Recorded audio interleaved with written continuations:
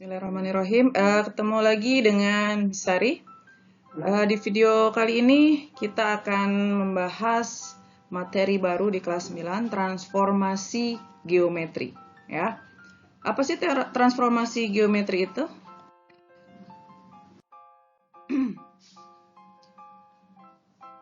Transformasi itu adalah suatu proses yang mengubah posisi atau bentuk benda. Ya, jadi kalau ingat film Transformer tuh kan perubahan, jadi dia bisa jadi robot terus tiba-tiba jadi mobil. Nah, itu jadi transformasi itu proses yang mengubah sesuatu ya. Nah, kalau di sini kita nanti akan yang dirubah itu adalah posisi dan bentuk bendanya. Nah, transformasi geometri sendiri itu adalah suatu perubahan posisi ya, perubahan posisi disebut perpindahan ya. Jadi kalau posisinya berubah itu perpindahan dari suatu posisi awal. Posisi awalnya kita gambarkan menjadi suatu titik koordinat x, y menuju ke posisi lain. Nah, posisi lain ini kita lambangkan pakai ada apostrof ya, tanda petik 1 di atas tuh. X aksen bacanya ya. Jadi tadinya posisi awal x, y menjadi posisi X aksen, Y aksen. Gitu. Nah, macam-macam transformasi geometri apa aja sih? Ada 4. Ya. Di kelas 9 ini kita akan mempelajari pertama pergeseran. Nah, pergeseran ini istilah matematikanya translasi. Lalu ada pencerminan atau refleksi. Lalu ada perputaran atau rotasi dan perkalian atau dilatasi. Ya, nah, di video kali ini Miss akan membahas tentang translasi.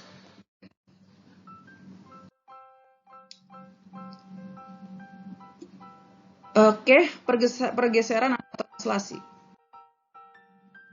Apa sih yang dimaksud dengan translasi itu? Nah, translasi ya, jadi menggeser. Nah, jadi kalau namanya pergeseran ya, kita menggeser bangun dari satu lokasi ke lokasi yang lain. Jadi hanya digeser tanpa mengubah ukuran dan orientasi bangun. Jadi cukup digeser aja, geser dari kiri ke kanan, dari atas ke bawah. Jadi tidak mengubah ukurannya. Jadi bangun tersebut tidak berubah ukurannya. Orientasi itu arahnya. Jadi apakah tadinya menghadap kanan jadi menghadap kiri. Nah, itu tidak berubah.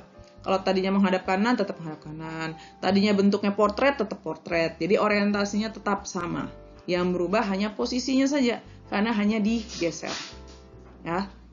Oke. Jadi pada translasi posisinya berubah, bentuk, ukuran dan orientasinya tetap ya. Jadi posisinya berubah, bentuk, ukuran dan orientasinya tetap. Ini pada translasi. Nah, contohnya apa? Nah, contohnya suka main catur nggak nih? Nah, catur kan ada bidak-bidaknya itu, yang ada pion, ada menteri. Nah, itu kan ketika bermain kita akan menggeser bidak-bidak tersebut. Nah, itu termasuk translasi. Nah, terus apalagi contoh translasi? Nah, tahu prosotan ya? Waktu kalian kecil mungkin pernah main tuh. Prosotan tuh hanya berpindah dari atas terus dia meluncur ke bawah. Nah, itu adalah proses translasi. Nah, kalau kalian prosotan, kalian jadi ini nggak? Tadinya kurus jadi gendut gitu. Nggak kan ya? Nah, tapi hanya berpindah dari atas ke bawah. Nah, itu jadi contoh translasi juga. Main prosotan ya. Kalau digambarkan ya seperti ini translasi.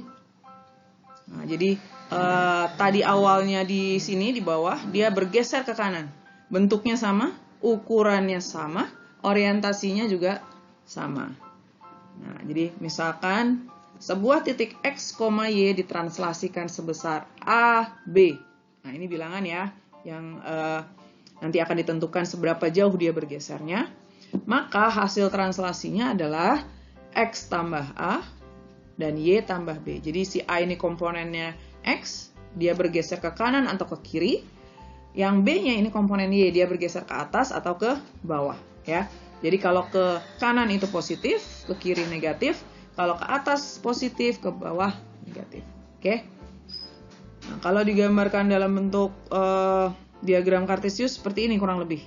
Ya, jadi ada titik P, X, Y, dia digeser sepanjang AB, maka titik bayangannya menjadi X tambah A, Y tambah B.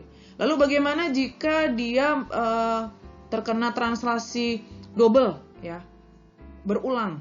Nah, tinggal kita tambahkan terus. Nah, seperti contoh di gambar ini, maka si titik P ini, X komponen X-nya mendapatkan transaksi A, dilanjutkan P, sehingga titik akhirnya adalah X tambah A tambah P. Demikian pula yang Y-nya. Y-nya mendapatkan translasi B lalu dilanjutkan Q, sehingga titik akhirnya adalah Y tambah B tambah Q. Nah, kalau dirumuskan seperti ini ya, jadi lambangnya itu kita lambangkan translasi itu T, bentuknya seperti ini penulisannya, A, B-nya di atas bawah. Ya, jadi jika ada suatu titik P, X, Y ditranslasikan dengan komponen A, B, maka bayangannya menjadi X aksen, Y aksen, di mana X aksen itu adalah X tambah A, dan Y aksennya adalah Y tambah B. Namun jika translasinya berlanjut gitu ya, lebih dari satu, maka tinggal komponen translasi tersebut dijumlahkan. Sangat mudah ya. Ini rumusnya langsung Miss tuliskan di sini. Jadi X, Y, translasinya A, B, maka bayangannya tinggal kita tambah. X tambah A, Y tambah B. Nah, ini poinnya ya.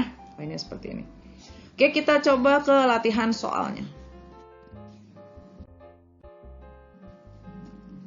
Yang pertama, suatu titik min 1,3 ditranslasikan sebesar 4 min 2. Maka hasil translasinya adalah... kita tulis saja di atas ininya ya, rumusnya. Jadi jika ada suatu titik A, ini X, Y, lalu dia ditranslasikan, nah ini nulisnya ya, A, B, maka hasil translasinya adalah X tambah A, Y tambah B. Oke. Nah, lalu seperti ini, soal seperti ini gimana? Berarti min 1,3 ini titik asalnya. Min 1,3 berarti ini ditranslasikan. Nah, langsung ditulis nih, translasinya adalah 4 min 2. Maka hasil translasinya tinggal kita tambah.